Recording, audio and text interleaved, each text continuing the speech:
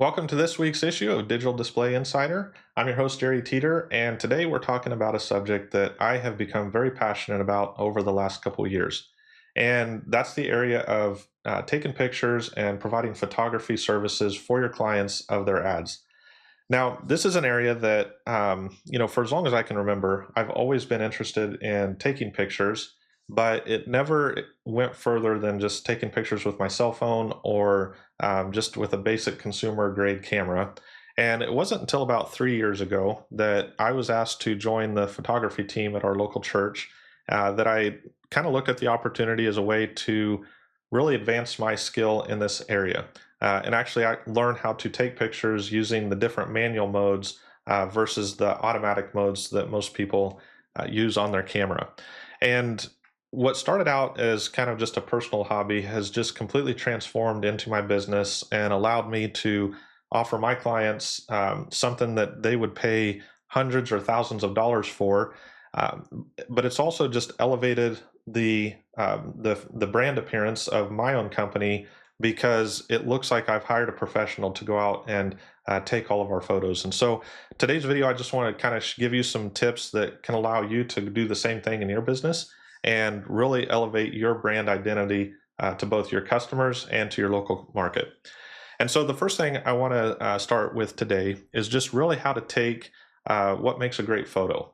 And so the first thing you want to do when you're framing up the truck in your photo is take your pictures from 45-degree angles, whether it's from the rear, getting that rear screen and the side screen, or from the front corner, getting the front of the truck along with the side screen. But always think in terms of either kind of a straight-on side shot or those 45-degree angles, specifically from the rear, is where I tend to focus the most because that does show both screens. The other thing that you really want to learn is the rule of thirds. And so most cameras today, even your cell phone, you can turn on a grid function that will divide your camera into a grid of 9. So you have 3 vertical sections and then 3 horizontal sections. And the rule of thirds says that you need to have your subject in either 1/3 of the frame with a lot of background and context for the picture, or it needs to be more close up and focused and taking up 2/3, whether that's the left and the middle third or the right and the middle third. If you're just using 1/3 of it, either left, center, or right, I'll tend to do a picture of each, and so I've got different options when I go to post edit. But just getting that full context and then making sure that your truck kind of is the center of the picture. The other thing that it's super common, and it's something that we struggled with all of our drivers, is getting them to take pictures where they did not cut off any portion of the truck. And so a lot of these guys, they'd get super far up and they would cut off, half of the cab, or they'd cut off part of the screen, or the framing of it was just completely unusable. And so it got so bad that we would require our drivers to take anywhere from 5 to 10 pictures every hour of their route. So by the end of the shift, they'd have 40 to 80 pictures. And out of that, we were lucky usually to get 5 or 10 good ones. And so it's something that we really trained our drivers on over and over until they got it right, is that you never, ever, ever cut off any portion of the truck. And that includes the cab, the wheels, the box, just any portion of the overall truck is always 100% in the shot, unless you're doing some form of an artistic shot, which is a more advanced technique that's down the road. But in terms of content you're going to give to your customers and place on social media, never, ever, ever, ever cut off any portion of the truck. And I'm going to show some throughout the video here some examples of good and bad that we've done here. When you're in terms of framing, again, one of the things that I try to do the most is find locations that are well known within the area.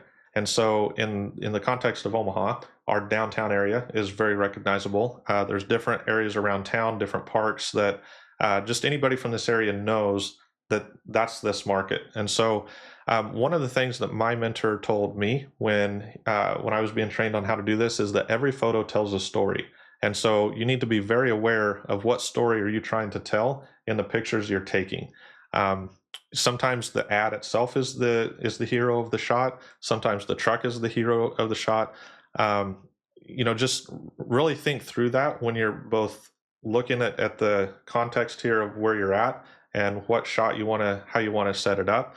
Um, because your photos do tell a story. And so, just having a background that is maybe has the skyline of your local city or a well-known park, that's telling a story without you having to use any words. Your customer can look at that picture, know exactly where the truck is at, and know exactly that you're in their market, advertising local businesses.